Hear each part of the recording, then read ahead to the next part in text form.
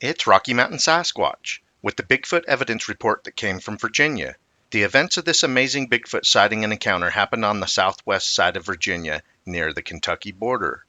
The witness went over what seemed like the most exciting events first, and so I would like to give you the timeline of events before we dive into their report and listen to the vocalizations and see the Sasquatch he captured on camera. On Monday in September, Harley records some unusual tracks over 50 yards from the sawmill. 2 days later, he sees a Bigfoot-like creature watching him from the cliffs behind the sawmill. Then that evening after dark, he records some strange Sasquatch-like vocalizations.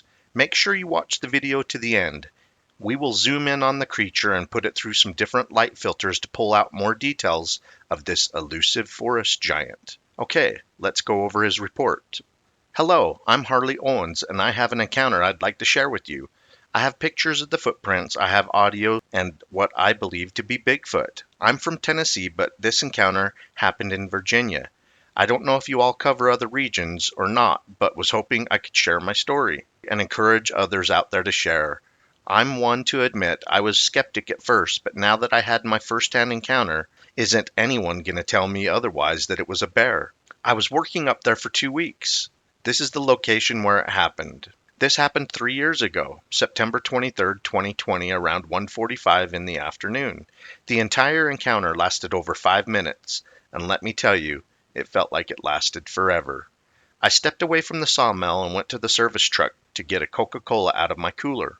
I was taking a break. I was by myself that week, but the week prior I wasn't alone. I had 2 more guys with me. I started to open my drink and I heard something making a growling sound. It sounded off in the wood line, right by me. I looked around the woods, nothing. I heard it again, and up on the cliff peeking out of the brush from behind a tree, there it was. When I would look, it would hide. Luckily, I got a picture. I don't know how to explain it, but the phone I had then just died, and to this day that phone is still messed up and not working properly. I don't know what it is or how to explain it because it's out of place. Now, my first initial thought was a bear because of the color, but the way it acted and moved was not a bear. I grew up in Tennessee and we have bears. I saw around a dozen black bears down at the dumps near my house, all at the same time.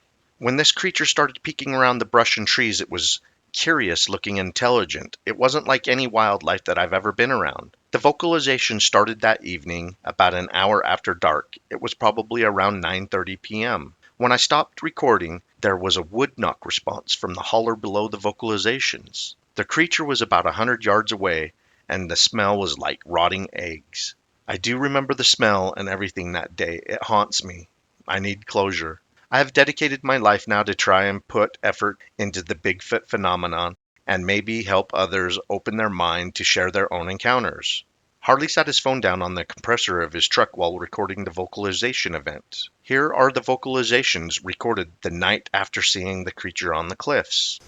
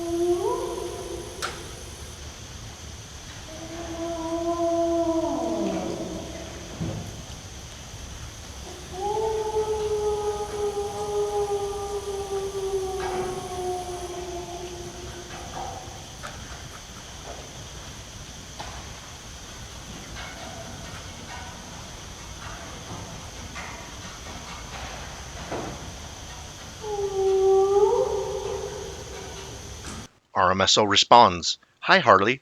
I could hear creaking or machinery during parts of the audio. What was causing that?" Harley continues, "When I heard the vocalizations, I was sitting at the truck, logging everything that people had bought and picked up from the auction for the week and made sure that nobody was coming in there after dark before I went to my hotel. That was the wind blowing on the side of the building. It's an old sawmill. I will say this, I went out to dinner up there and I talked to some old timers. I mentioned what I had been experiencing and told them what was going on. They were quiet for a minute, then they referred to them as devil monkeys. Also, the owner of the sawmill told me a week prior, we've got bears, snakes, and coyotes, but there is far worse things than that in these mountains." RMSO exclaims, "Wow, devil monkeys? That sounds sinister. Has anyone else at that worksite or location had any experiences or sightings that you know of?" Harley responds, "Nobody else that I'm aware of, just me. I know that it's engraved in my head. That's something you just don't hear. Here's a 3D map of the location." RMSO asks, "Okay, your initial daytime encounter when you went to get a drink from your truck, was this near the sawmill and auction area too? Were you ever able to estimate the height and width of the creature?" Harley continues, "Yes, it was outside of the sawmill. We sold logging equipment, loaders, saws, all the things inside the mill, and lumber. I'm 6'6", and it was bigger than me easily. I'm about 160 pounds, and it could have snapped me like a twig. I stayed to take stuff out for people to get it loaded on their trailers. That gate was the only way in and out of the place that I'm aware of. I lock up the gate after the auction days and unlock it at sunrise the next day." RMSO responds, "In this photo, was the elevated walkway from the top of the sawmill?" Harley answers, "It was from a crane. You can see it to the left of that circle." RMSO responds, "How far were the tracks from the sawmill that you photographed and filmed? What were you thinking when you found the tracks 2 days before seeing the creature and hearing the vocalizations? What did you think made them?" Harley continues, "The tracks were about 50 to 100 yards from the sawmill. You can see towards the end of the video where the sawmill is. My initial thought was that's odd. Who would be walking around barefoot? Then I put my foot beside the track and it dwarfed mine, and I wear a size 12, and I was just wondering about that.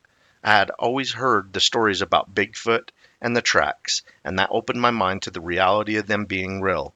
Having that first-hand encounter has made me a firm believer." RMSO continues, "It's actually pretty creepy. You hear it growl up there at you, and you saw it moving around up there too."